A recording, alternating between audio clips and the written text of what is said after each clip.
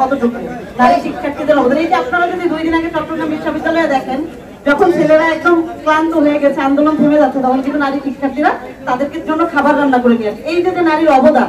লিখবো আমার ভবিষ্যৎ মসৃণ পাতায় পাতায়, এই উজ্জ্বল ক্যানভাস আমার প্রিয় খাতায়। সঠিক পাতারে খাতা, রঙের কলার বাঁধা, শিখেছি দেখো নতুন করে মজার ধাঁধা।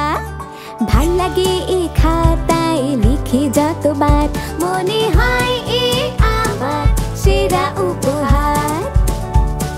বসুন্ধরা খাতা, লেখো তোমার ভবিষ্যৎ। যে কোনো আন্দোলনের ঢাল হিসেবে ভাইদেরকে রক্ষা করা, কিন্তু দিন শেষে কি হয়, তাদেরকেই সেই ভাইরাই তাদেরকে স্ল্যাশ শেমিং দিচ্ছে, বিভিন্ন অপবাদ দিচ্ছে, ধর্ষণের হুমকি দিচ্ছে।